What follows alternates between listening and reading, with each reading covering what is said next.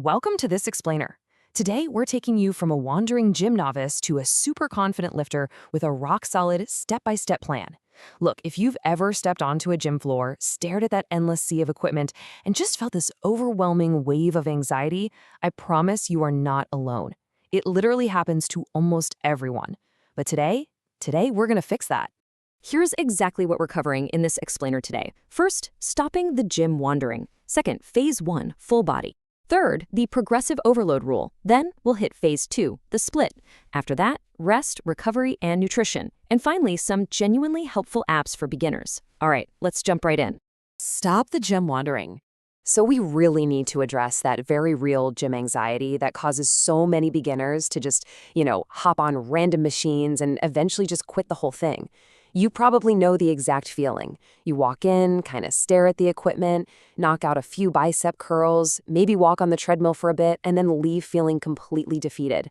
That anxiety, and honestly that lack of a clear strategy, that is exactly why 1 in 5 people actually cancel their gym memberships due to a lack of personalized guidance.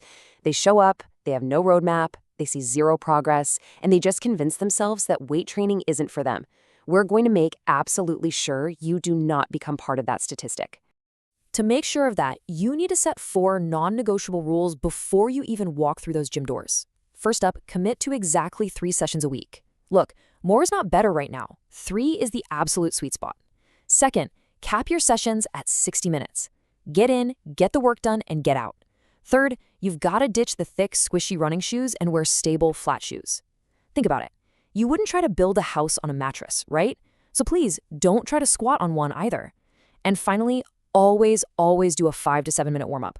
If you skip this, your first heavy working set basically just turns into your warm-up, and you're completely wasting valuable training time. Now, while we're establishing this baseline, please avoid these 5 common beginner traps. Number 1, leave your ego at the door. Starting out too heavy is a huge mistake. Honestly, starting with just an empty bar is your absolute best friend for nailing down your technique. Number 2, like we just said, never skip that warm-up. Number 3, forget about chasing crippling soreness. If you literally can't walk up the stairs the next day, you didn't train effectively, you just overtrained. Number 4, ditch the whole muscle confusion myth. Changing your exercises every single week is only going to stall your progress. And number 5, you have to have patience. Don't expect visual changes immediately. The neurological stuff adapts in the first month, sure, but true visible muscle growth takes a solid 8 to 12 weeks. Okay, moving on to section 2. Phase 1, full body. All right, this is where we really establish your movement patterns. For your first 4 weeks, you're doing a simple but highly effective 3 times a week full body routine that is totally focused on technique. No complicated splits here. You'll do this exact session 3 days a week, let's say Monday, Wednesday, and Friday. Notice those heavy hitters at the top, squats and bench presses. These are compound lifts, meaning they use multiple joints and give you the absolute biggest bang for your buck. Oh, and please, take those 90-second rests seriously. Your body desperately needs that time to recover so you can knock out the next set with perfect form. There's a reason major fitness resources like Muscle and Strength design these foundational full-body circuits. They are specifically built to groove your central nervous system to the most basic human movements. By repeating these exact same exercises 3 times a week, your nervous system is essentially learning how to fire the correct muscle fibers efficiently. It's exactly like learning how to ride a bike for the first time. Frequency and repetition are going to be your absolute best friends in this phase. Which brings us to section 3, the progressive overload rule. So now that you've got the routine down, we need to talk about the actual engine that's going to drive this entire 12-week program. Because eventually, you're going to start finding these weights pretty easy. So how do you actually keep growing? Well, think about it. If you lift the exact same weights for the exact same number of reps every single week, your body has absolutely zero reason to change. And that brings us to the real secret weapon of strength training, progressive overload. What is it? Basically, it means gradually increasing the weight, frequency, or number of repetitions in your routine. It's essentially an adapter-die mechanism for your muscles. By constantly and gradually increasing that stimulus, you're forcing your muscles to break down, rebuild, and get stronger just to handle the new challenge. According to Healthline, this gradual increase is exactly what prevents your body from hitting a frustrating plateau. You can achieve this by bumping up the resistance, increasing your endurance by doing a few more reps, or even just slowing down the speed of your lifts.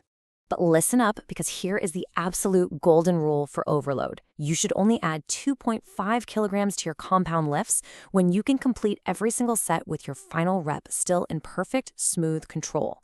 Seriously, if your technique completely collapses on that final repetition, do not add weight the following week. There is absolutely no prize for jumping up 5 kilos at a time just to feed your ego, only to end up tearing a muscle, right? Remember, small, controlled increments. That is exactly how real, lasting strength is built. Okay, let's look at Section 4. Phase 2, the split.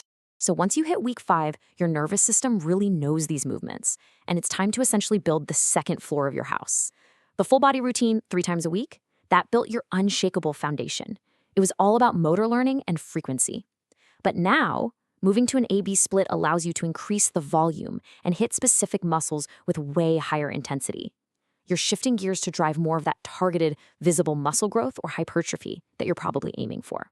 Now, you are still going to train 3 non-consecutive days a week, but you'll be alternating between session A and session B. So week 5 might look like A, B, A, then week 6 flips to B, A, B. Session A is all about hammering your pushing muscles, so that's your chest, your shoulders, triceps, and your quads. Then session B targets the pulling movements, your back, biceps, hamstrings, and glutes. It's a fantastic structure because it perfectly balances your physique while making sure every single muscle group gets the optimal amount of time to recover. Which perfectly leads us into Section 5, Rest, Recovery, and Nutrition. Get ready for a bit of a shocker. Your muscles are actually built in bed and in the kitchen, not on the gym floor. The gym is strictly where you break the muscle down.